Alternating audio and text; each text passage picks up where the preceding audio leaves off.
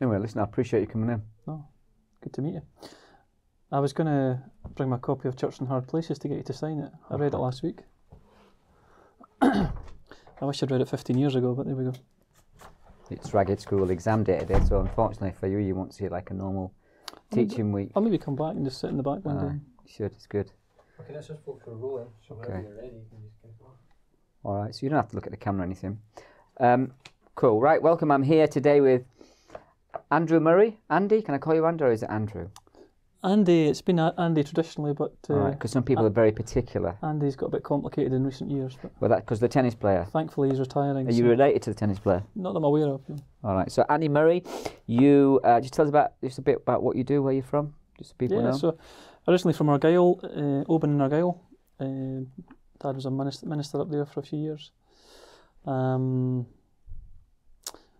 in social work for 25 years and currently working for a Christian charity called Safe Families for Children that provide support to families going through a crisis. We recruit and train volunteers mainly from churches to get alongside families in crisis. Yeah, and we've got a couple of volunteers in our church, right? Yeah. If I'm not mistaken. Cool, so you've handed me this book, Confession of Faith, Westminster's Confession of Faith. So this is the Free Church of Scotland's Confession of Faith? Yeah. Or the Church of Scotland, or both? Yeah, so it had originally been the Church of Scotland. The Free Church came out of the Church of Scotland in 1843. So we would still very much adhere to the Confession of Faith. So are you in a free church? Where do you worship? Livingston Free Church. Okay, cool. Out in West Lothian. I don't know if I've been there. Who's your minister? A guy called Nigel Anderson. I don't know if I've heard of Nigel. One of your guys, Lewis Macaulay, preached for us a few months ago. How did that go? Well, yeah, it went well. He's doing all right, isn't he, Lewis? Spoke about 20 schemes. After church fellowship, him and Susanna spoke about 20 schemes. So we regularly pray for you guys. Well, listen, we appreciate it. Anyway, look, we're going to talk about whatever comes into my head, but I am a massive fan, mainly, not of his certain aspects of his theology, but mainly of Thomas Guthrie. And we started a theological training program here in the church. She's been going, how long has it been going? When did we? This is the first year, really, isn't it? Yeah, so we launched it in September, so we're just coming up to the end of the first term. And we called it the Ragged School of Theology. Invariably, every single person asked me where I got the name from. And actually one English group that wanted to support us financially even inquired as to whether I would change the name to make it better. Until I said, no, I won't, because it's named after Guthrie's Ragged School. So why don't you fill people in, because you're a bit of a Guthrie expert, right? And you run a blog called Ragged Theology. Get onto Ragged Theology. That's where I go for all my info, by the way, on Guthrie and stuff. So just tell us a little bit about how you got interested in Thomas Guthrie, because most people, even Scottish students, I did a lecture a few years ago at the Free Church College, some special lecture on something, and I said, put your hand up if you heard of Thomas Guthrie, and less than half the room put their hand up, which I found shocking. But anyway, tell me how you got involved with him. Yeah, so I suppose I came to a bit of a kind of crisis of faith about 10 years ago, where I began to kind of question what the church was, particularly what the Free Church was, and I began to, I suppose, go back to original sources and began to read some of the Free Church fathers, Chalmers and Guthrie, and I read Guthrie's memoirs. He started an autobiography, he didn't finish it, and his sons wrote a memoir of him. And is this it? Yep, that's it. Just completely blew me away. I just so just have a look. Autobiography and memoir of Thomas Guthrie by his sons. Is it still in print? No. So it's never been back in print as far as I'm aware. Right. In the 20th century.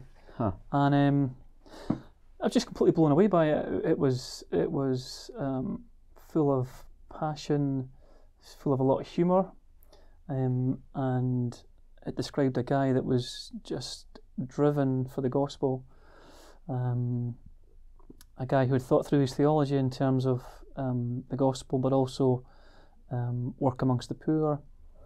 He was an enthusiastic church planter, incredible preacher, great orator. And I suppose, if I'm being honest, I saw quite a different church from what the Free Church has become. And I was shocked that people didn't know about this. And about 2012, I began blogging about it and just started putting some of the material out in the public domain. And it was received pretty enthusiastically. And I just kept doing more and more research, and I wrote a series of articles and eventually published a small booklet called A Mission of Mercy. And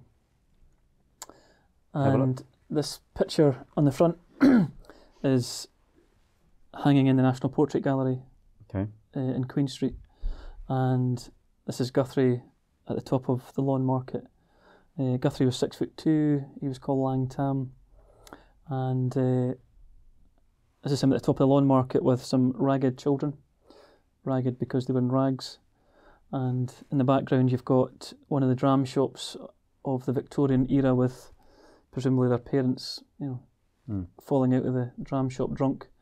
I think it's quite iconic that St Giles is in the background, sort of churches in the background, the dram shops in the background, and Guthrie's kind of surrounded by these ragged children that she has so much compassion for. So Thomas Guthrie estimated, it was estimated there was about 1,000 street children in Edinburgh in the 1840s who pretty much lived in the streets. Many of them had parents, but the parents were drunk all the time. They very often sent their children out to sell matches, at the very worst, prostitute themselves. So when Guthrie was called to Edinburgh in 1837, he was horrified by the sight of these children who were all around where his first... So where was his church or his parish when he was called? Yeah, so Guthrie was in a rural parish up in Angus, up in a place called Arburlot, which was near... So way out of Edinburgh. Yeah. Interestingly, he was in a country parish with about 1,000 people, and I think Guthrie says in his memoirs that every single person in the parish came to church apart from one, I think, or everyone was connected with the church at least. But interestingly enough, one of the first things Guthrie did was, so the first thing he did was he set up a savings bank and he set up a library, both in the manse, so that he could have weekly contact with people in the parish. And he also, through the savings bank, he wanted to teach people the values of honesty and hard work and how to save and all these things. But he says in his memoirs that the library and the savings bank brought him into weekly contact with his parishioners, so he could get to know them properly. One of the other things he did was he abolished, or he cancelled the evening service. So he preached in the morning, and in the evening he set up a catechism class for 15 to 25-year-olds. So what he would do is he would go over his morning service, and then he would work his way through the shorter catechism. How did that go down, cancelling his evening service? It caused a bit of controversy, I think, but... I came to Niddry here 12 years ago. I cancelled the evening service. They almost lynched me in the street for it. Yep. So that must have been massively controversial. Yeah, he just felt that there was so much doctrinal ignorance that he wanted to catechise the young, and he says in his memoirs, he says it was the most fruitful thing he ever did in his ministry. And teaching young people doctrine had a profound effect on the parish. So he was called to, just going back a bit further back into his background, interestingly enough, Guthrie was regarded as one of the greatest preachers of his generation, along with Thomas Chalmers. So were they roughly the same age, these two dudes? No, so Chalmers was a good bit older than Guthrie. Okay. I think Chalmers died in about 1845, was it? 1846? You know better than me, I'm useless with the dates. So... Chalmers was a Don as well, though. I mean, he was another good guy, right? Yeah, so... I think I came across a word when I was doing research for this, but I mean, Chalmers would be regarded as one of the last of the great polymaths. So Chalmers was an expert in numerous disciplines.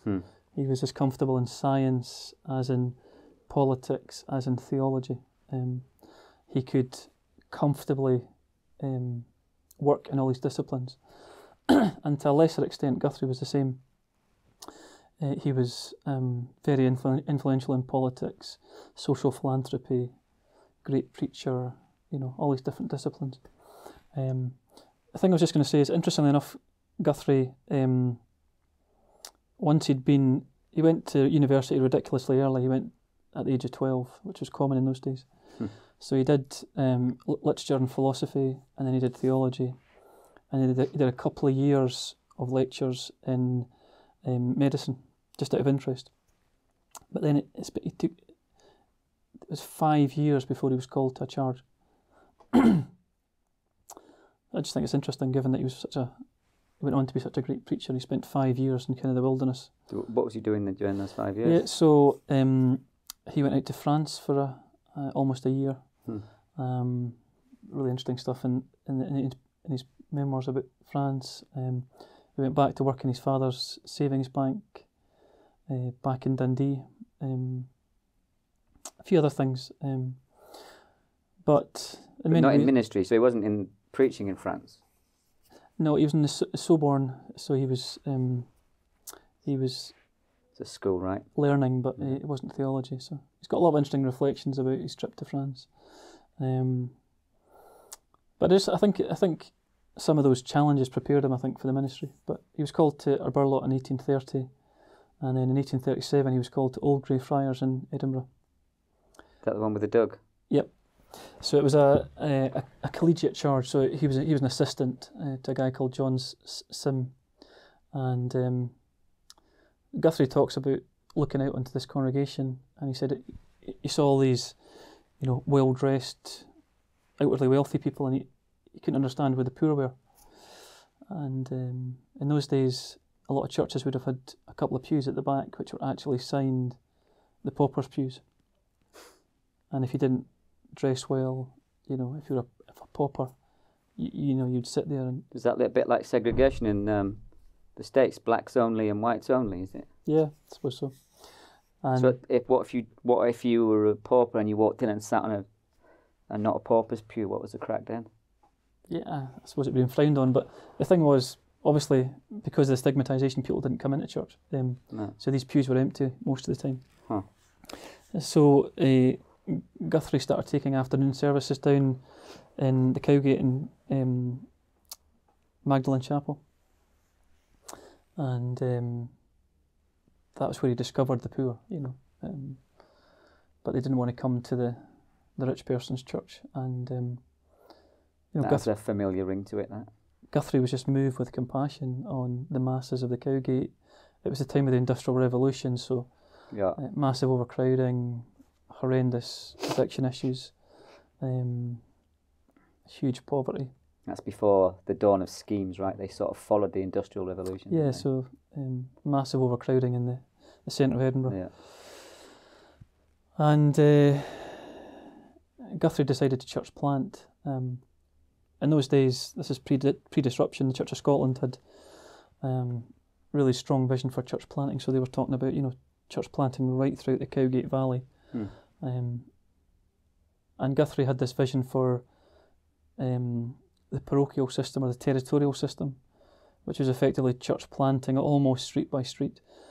So even though he was the minister of Old Grey Friars, he planted effectively 2 streets away in Victoria Terrace. So the church plant was St John's, where he planted about 1840, 1841.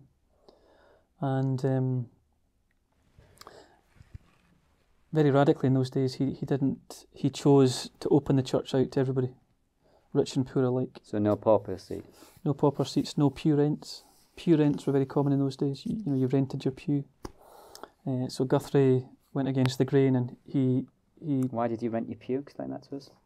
I think it was just I think in those days that partly paid for the salary of the minister, I think. And also the salary was paid out of in effect the local authority, the kind of council, I think. Okay. But Guthrie very radically opened the whole church out to everybody.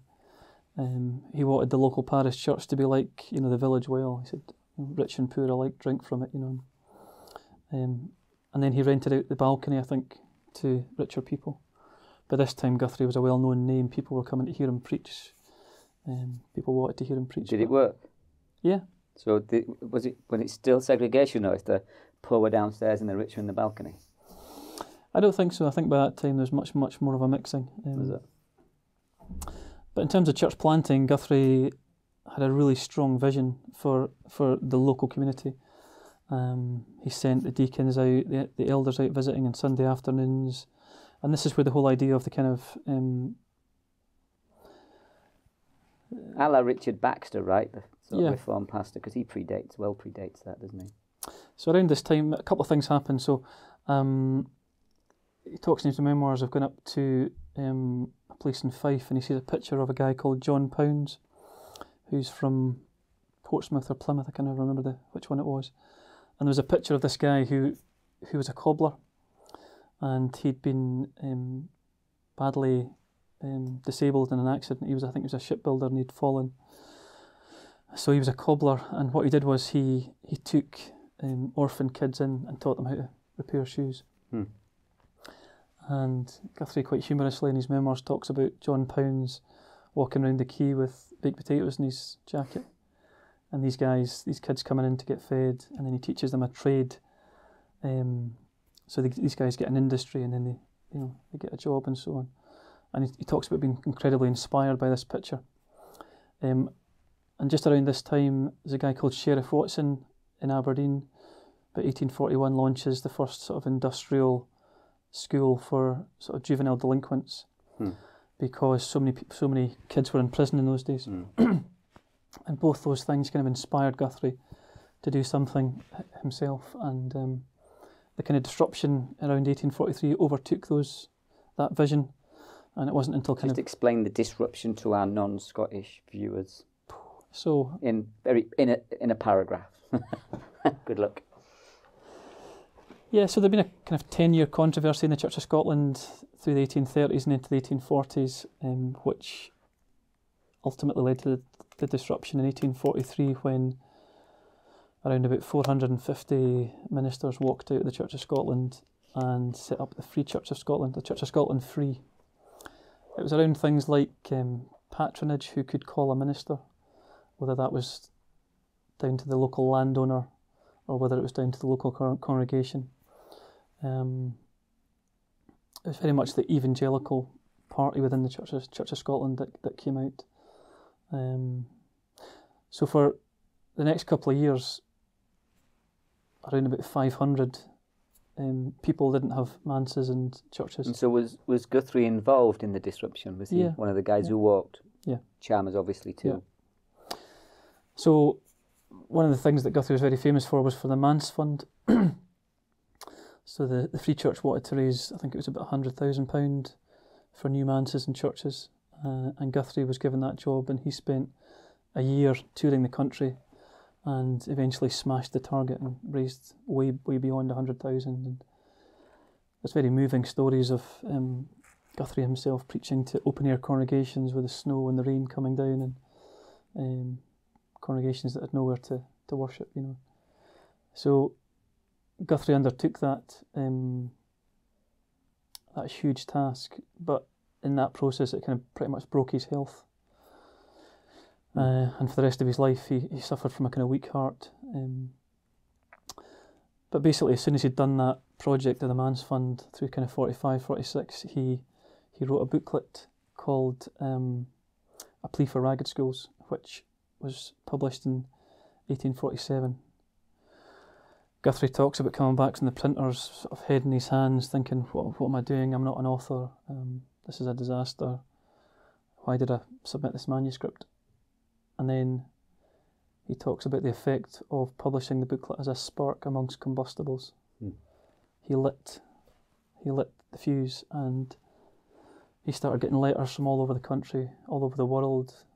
Hundreds of pounds started pouring in, and around about 1847 a committee was formed, and the Ragged School, the original Edinburgh Ragged School, was formed. They rented a schoolhouse right beside the castle, which is now in Camera Obscura. Yeah, I know that. And carved into the fire escape of Camera Obscura is the text, "Search the Scriptures." And that was the original explain door. what a ragged school was, what his general thesis was. What was a ragged school? It seems like a weird name to people who don't understand. I often get the same thing. Why are you calling your thing ragged school? Yeah, so the vision for a ragged school was that Guthrie believed in the family, and he believed that at all costs you should keep the family together. He didn't believe in withdrawing kids from the family. But what he saw in Edinburgh was that these kids were just wandering the streets. They were getting involved in crime. They were getting involved in prostitution.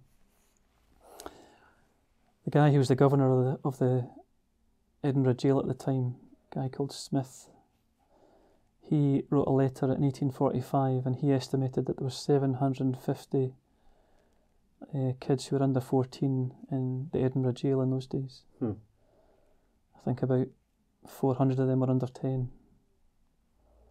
And Guthrie very movingly says, why are we spending all this money once the guy's leg is broken when we could avoid it being broken in the first place? He was one of the first social philanthropists that said, why are we spending all this money over here when we could spend it on prevention, right? Prevention, yeah.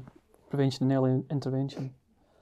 And how was it received, ragged school? I mean, obviously, lots of people liked it. I'm going to assume lots of people didn't like it. Yeah, so let me first of all explain in terms of ragged school. So Guthrie's vision was that you take kids in for like a 12-hour school day. They come in for breakfast. You feed them, you train them, you teach them, he described as secular and sacred education. You give them simple Bible teaching, but you also teach them the 3 R's. But you also give them an industry. So the boys would have been taught joinery. They would have been taught. There was 10 ragged ships all across the country. So these guys would have been taught how to be sailors, for example. The girls in those days would have been taught how to be seamstresses. They would have been taught for being servants in wealthier homes. So it was industry, it was education, it was food. They talked about 8 o'clock in the morning, they did their ablutions, basically washed. So they got a good wash. Who financed it all? So there was a committee formed. It was completely across the churches. All the churches were represented. It wasn't just a free church thing. Guthrie got a lot of criticism in the early days. People said this is a free church thing. Just going back a couple of steps. So we had a disruption. Guthrie left St John's. They worshipped in the Methodist Church in Nicholson Square. And Guthrie built a new church, which at the time was called St John's, which is now St Columba's Free Church. Okay. So if you visit St Columba's Free Church, there's a hall downstairs. Mm-hmm. So Guthrie talked to his elders and said, what can we do with this hall? So somebody came up with the idea of creating an industrial feeding school. And Guthrie discussed it with his elders. They bought a porridge pan and a soup making pan. And the elders got cold feet. They said, we can't have these delinquents coming into our church. Guthrie talks in his memoirs, he was completely downhearted. He was, just at a loss. And just after that, he then wrote A Plea for Ragged Schools, and he talks about having kind of been rejected at a local level. It was then embraced at a kind of national level. And he talks about how in God's providence it was better because it was actually... I wonder what his elders made of that, right? Yeah. So the question was there much opposition? So there was a controversy that overtook the ragged schools almost at the very start. So about half the ragged children were kind of Irish descent, and there was a lot of controversy around the fact that they were kind of indoctrinating Catholic children. That was one of the controversies. And Guthrie had to deal with that quite early on. And Guthrie very robustly said, he said, kids come into our school, they're at liberty to go to any church they want. We teach simple Bible doctrine. It's not free church doctrine. We don't teach the shorter catechism. But he said the Catholic Church are free to open their own schools, but we will take any kids in from any background, any religion. But did the Catholic Church oppose it or not? Or did it secularists? I don't think really. I think it was one or two people just stirring up trouble. That's fair. And there was a public meeting, and it was all aired very openly. And how did I like to bounce about? You like to go linear. This is hilarious, this interview, because you like to go in a straight line.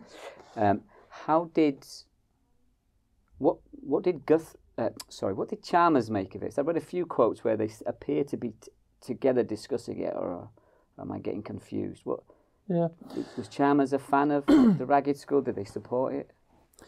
So I'm not an expert in Chalmers, but I've done some reading around Chalmers. But Chalmers did an experiment in Glasgow and St John's, I think it was, a parish in St John's, where he did the 20 parish thing, right? Yeah. So, but I mean, Guthrie would have been very much followed in Chalmers' footsteps in the parochial territorial system. Yeah.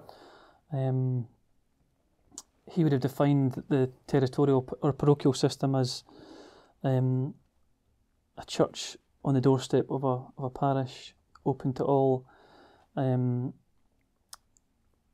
Elders and deacons visiting systematically the area, and a parish school open to all. I think that's how they defined the kind of parochial system. And Guthrie openly says that when he planted St John's, he was following the model that had been laid down by Chalmers. But the Ragged School thing was much more about Guthrie rather than Chalmers. Yeah. So the first one was in Edinburgh in 1847. Remember rightly. And then they rapidly spread across the country. Yeah. So how many do we have in Scotland? Not sure the final number. I saw one in Wales. I sent you a picture. Yeah. I didn't realise they were in Wales, and someone said they saw one in England somewhere. Yeah. So Guthrie never claimed that he was the first Ragged School. So he would have said that Sheriff Watson was the inspiration, and also this guy John Pounds down in England. Right. Yeah. Okay. What Guthrie did was Guthrie gave kind of voice, and he was a figurehead of the movement. Yeah. And somebody, called him the apostle of the Ragged School movement in Scotland. And then people like Lord Shaftesbury took it up in England, and it kind of became a whole movement. And Guthrie became a sort of national speaker on behalf of the Ragged School movement. What's interesting, if there was 3 editions of A Plea for Ragged Schools. There was 3 pamphlets that were eventually put into one book. But the interesting thing about people like Guthrie and Chalmers is that they were very analytical. So they were very keen to say, yes, this is a movement of compassion, Christian love. But if you read The Plea for Ragged Schools, it was also incredibly analytical. They actually got statistics from the Edinburgh prison, and they tracked the reduction in kids in Edinburgh prison over several years, and they actually evaluated the work. That's what would be the word nowadays. They evaluated the work and the effect it had in terms of prevention. Mm-hmm. And Guthrie spoke a lot about how much money it saved. He went down to Westminster. He appeared before committees. He was very instrumental in bringing about legislation that came in. So they were very into evaluation and analysis. And Chalmers did a lot of analysis of the parish scheme in Glasgow and said, X number of people were in the poor house or the workhouse, whatever it was called.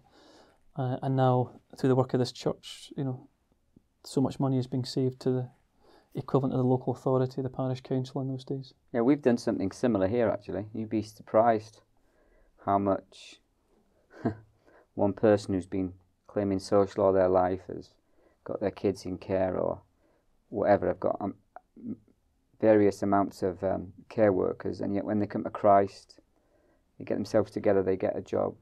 What it saves the state Absolutely. is enormous. I think we counted one person, it was about 50,000 a year they were getting in all their benefits, and once they stopped doing that and actually were paying into the system. But yeah, it's interesting, that sort of analysis. You probably need to get somebody who's more of a theologian in to talk about the establishment principle, but I mean, Guthrie believed very much in the endowment of the state, and he believed that he looked for the endowment of the estate in terms of planting churches in really poor areas, because he genuinely believed the effect would be incredible in terms of endowment of the estate. What you mean, that the state pay for it?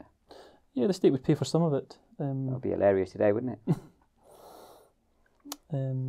It's just such a different time, I suppose. But so anyway, I mean, it's a brief history. I won't jump all into it, but ragged schools went for a considerable period of time. I think, was I reading somewhere the last one in Scotland shut in the 80s, or is that my imagination? Yeah, so the original Dr. Guthrie school, the boys moved out to Liberton, which is now an old folks' home.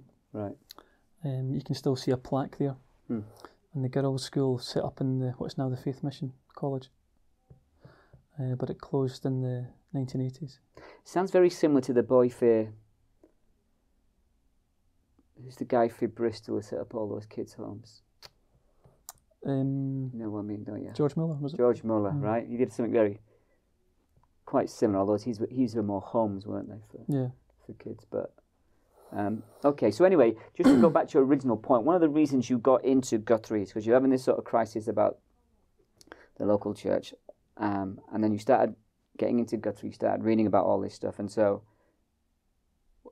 how did this stuff form or change or help your vision of the local church now? Yeah, so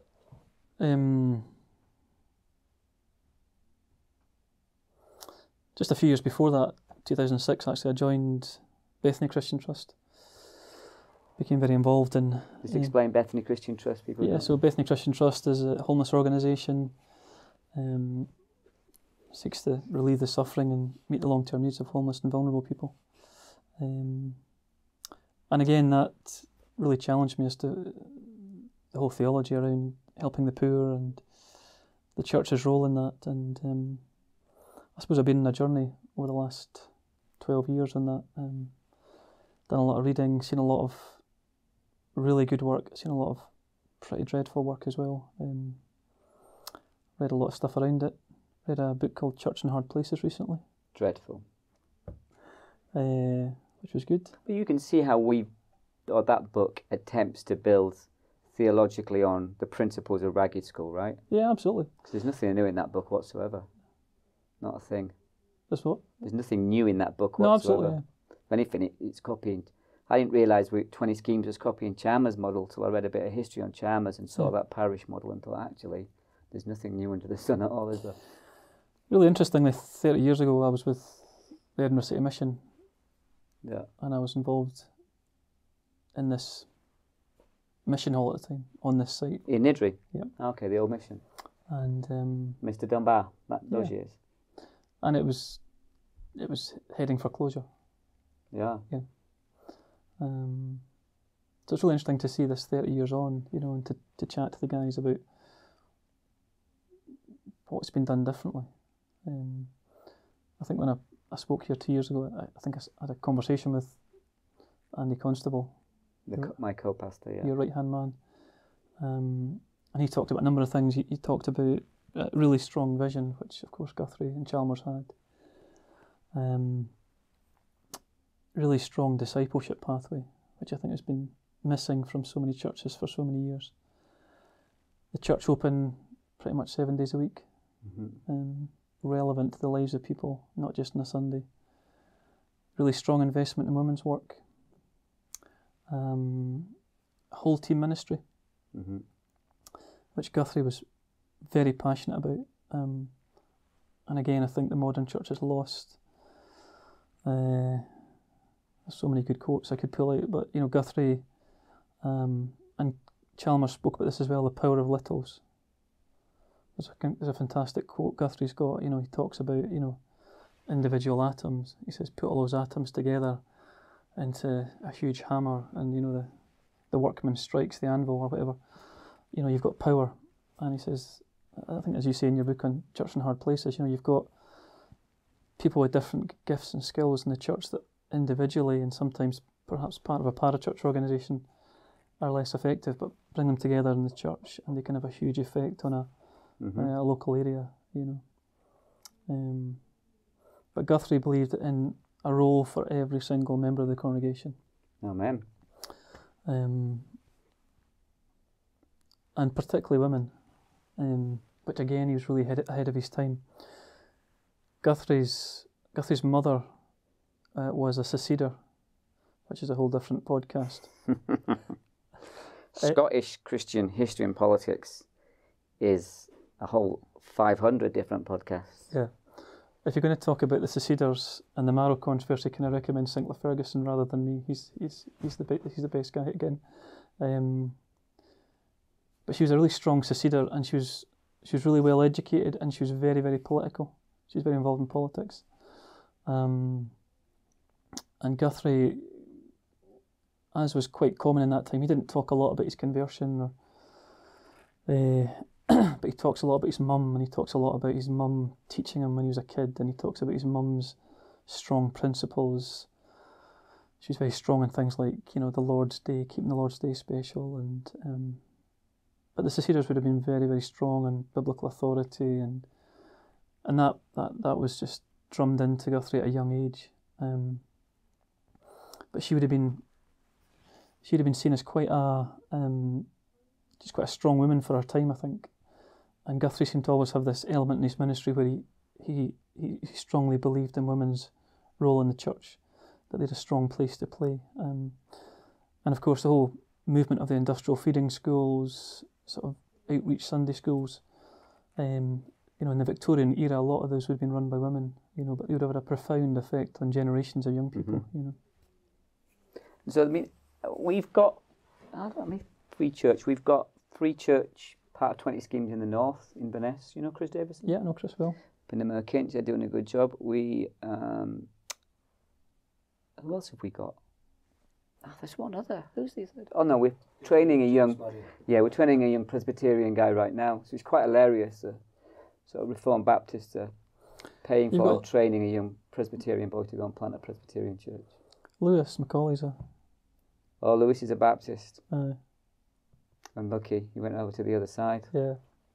But we and so I'm quite encouraging that the Free Church guys, at least some of these young guys who've got a heart for it now. But I'm always baffled by lots of Presbyterian guys that I meet who have no real knowledge of Guthrie or Chalmers. Why do you think that is? I find that not that I know everything about Baptist history, but I just find it fascinating because they loom so large on the sort of whole church history and theological landscape. I just don't know how you could not know who they are or what they did. I think it's a 20th century problem. 21st century problem. We don't know our history. People just don't study history anymore on a whole range of levels, but particularly church history. I know Andy Constable gets in one about that, so we have to give him a whole church history track for the Ragged School. So I've just finished The Whole Christ by Sinclair Ferguson on the Marrow controversy. Right. The whole debate in the kind of 18th century about legalism and antinomianism and preaching the free offer and so on. And these issues are very relevant for us today. And all the stuff that Guthrie and Chalmers dealt with about how we develop a theology to reach out to the poor and so on. It's so relevant today. Well, why do you think theologically conservative, particularly Reformed evangelicals, regardless whether they're Presbyterian or Baptist, why do you think they're largely so divorced from poor communities and schemes today? Why do you think that is, given the history that we share? I think my own perception is that when a church becomes small and threatened, we can often retreat into a kind of bunker theology and mindset. I think that's what I would say. And what strikes me about Guthrie and what just blew me away when I read his memoirs was just, this guy was involved in every strata of society. He was involved in every sphere. He seemed to have no fear. Praise the Lord, right? To set up, a ragged school, to appear before Westminster committees. The amazing thing about Guthrie was, he became a national, international name by the 1840s. He was still pastorally visiting the Cowgate day by day. He was seeing death daily. He was seeing horrific poverty on a daily basis. He was touching brokenness on a daily basis. But still preaching to vast crowds, having huge influence in the corridors of power. And I think that kept him incredibly rooted. And I just find, when I chat to pastors today, I find the whole model of ministry pretty interesting. I think in the Reformed world, preaching has become quite academic. I think quite a lot of pastors are quite detached from the areas they live in preaching. I think there's a lot of hand-wringing goes on about how we reach out into our communities. You hear things like, we've tried to deliver leaflets and it just has no effect, and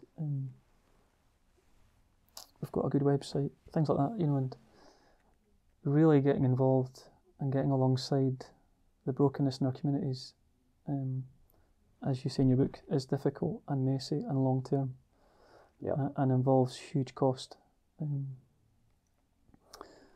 I think we want to kind of hold on to what we've got. And there's a fear of saying, well, why don't we plant in a new area, or why don't we revitalise this church in a new area, or whatever. I think ultimately what I'd say is what we're lacking, and what I think is true of Guthrie and Chalmers, is just really strong gospel vision. These guys just seem to, leadership's about not seeing the world as it is, but the way you want it to be, or, and that's what guys like Guthrie and Chalmers did. They said, places like the Cowgate, they're broken.